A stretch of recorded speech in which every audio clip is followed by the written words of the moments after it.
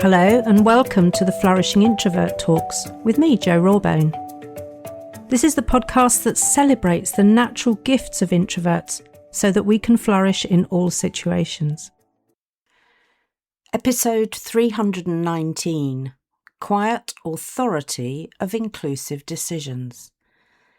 If there's one thing this world needs right now from global leaders, business leaders, and leaders of whatever small part of their universe, it's decisions that are truly inclusive. And one thing I have absolute faith in is that those of us who demonstrate quiet authority, rather than the performative table-thumping, don't you know who I am type of leadership, are well suited to inclusive decision-making. And I can't stress enough how important this is, and this episode also comes with a safety warning, because overdone is as bad as underdone. Overdone is slow, risks missing crucial timelines and frustrates those who are ready to take action. Underdone, well, we're witnessing the chaos created by underdone, rash decisions with no thought-through outcomes and scant regard for the consequences. So we're looking for the Goldilocks factor again. Not too much, not too little, just right. And that just right is not fixed. There's no blueprint that can be applied universally because it is context dependent. So I can understand why it's all too easy to get wrong. Leaders realise it's going to take effort, so decide it's more trouble than it's worth and fall back on their old, time-expired leadership behaviours. Let the blundering begin. Inclusive decision-making of the intentional kind requires leaders who are emotionally intelligent, who are skilled at reading the room, who know that inclusivity is more than a soundbite to appease their followers. This is not about being nice or soft, it's about being wise. It's knowing how to co-create psychological safety so that people feel able to share their views and participate in the process. And the good news for we introverts is that it's not about bigger, noisier, longer meetings, which frankly most people dread and which actually undermine inclusive decision-making.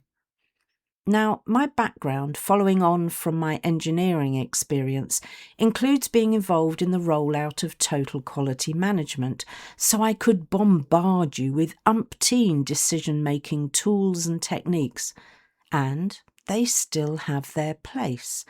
But this episode is not about that.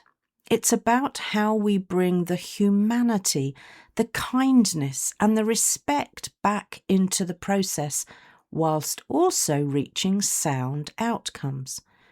This is the essence of inclusive decision-making in my mind, and yes, kindness has a huge place in leadership despite what many current role models are displaying. Here's the thing that people often get wrong though. They think inclusive decision-making means involving everyone in the process. It doesn't, and that is frankly impractical more often than not.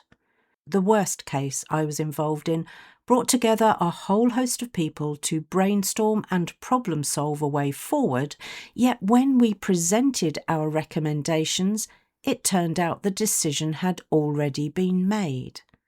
Our faux involvement had been to pacify rather than to include our perspectives. And then I've witnessed examples where the decision-making is so protracted by trying to appease everyone that the delay made the decision irrelevant. To try to involve everyone is not only a logistical nightmare, it's also not often the answer, and honestly, best avoided. If that statement surprises you, maybe the next part will clear things up. Inclusive decision-making is making decisions with everyone in mind as opposed to involving everyone. Makes sense now, right? And that's still quite a tall order, but nowhere near as daunting as trying to get everyone involved. To consider everyone is a leadership discipline, and like any discipline, can be improved with time and commitment. So the reality is, you have to want to practice inclusive decision-making for it to happen consistently. There's no magic wand or fairy dust option here, just simple dedication. 𝗤𝗲𝘀𝘀 researcher, some digging around this topic took me to Iris Marion Young's work, who is known for linking the concept of inclusion to the core essence of democracy. And at its best, that surely is inclusive decision-making in action. She states that fair decision-making requires the representation of perspectives, not just people. So we don't need everyone in the room, but we absolutely need their realities reflected. Oh, how this approach would benefit global politics right now, but the ageing egomaniacs would never allow that.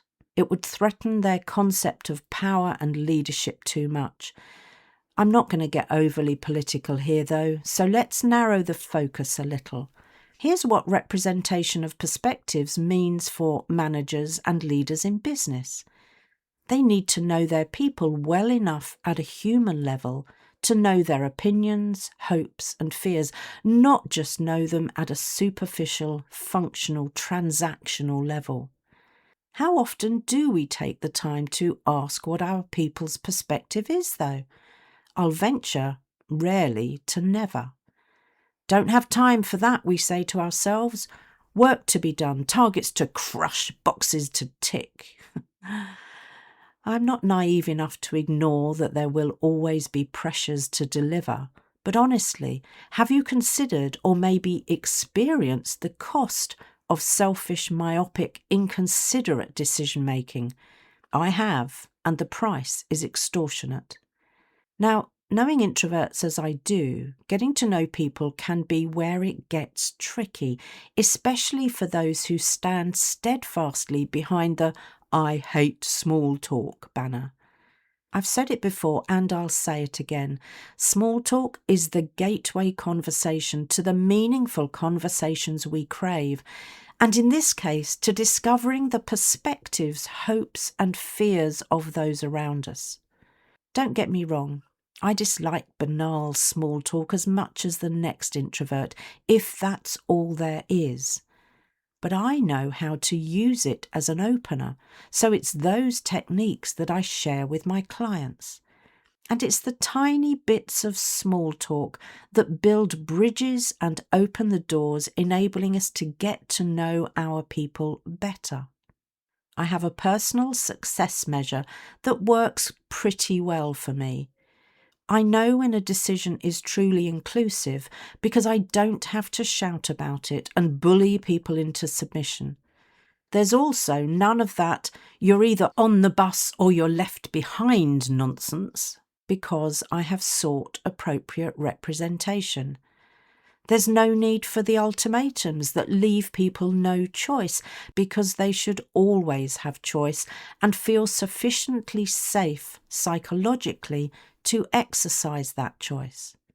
So synthesizing much of what I've found during my research and through my own and my clients' experiences, it seems that there is a fairly neat model we can apply here.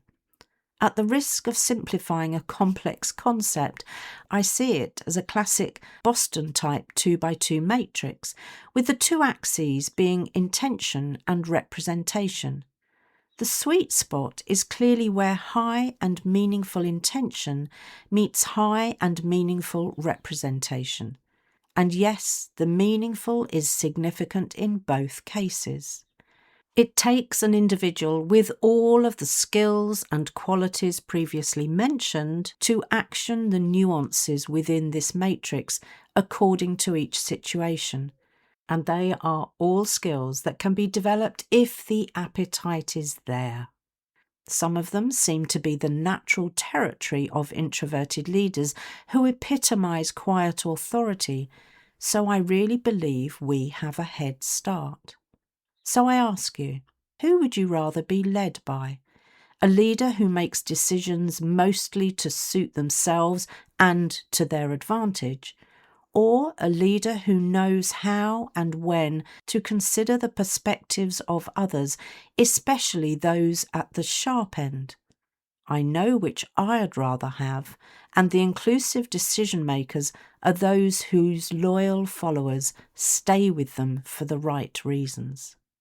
I invite you to be that kind of inclusive leader. If you enjoyed this episode as much as I did, then please subscribe, rate us and leave a comment, because we know that helps other people find the podcast. And if other people find us, other introverts can flourish.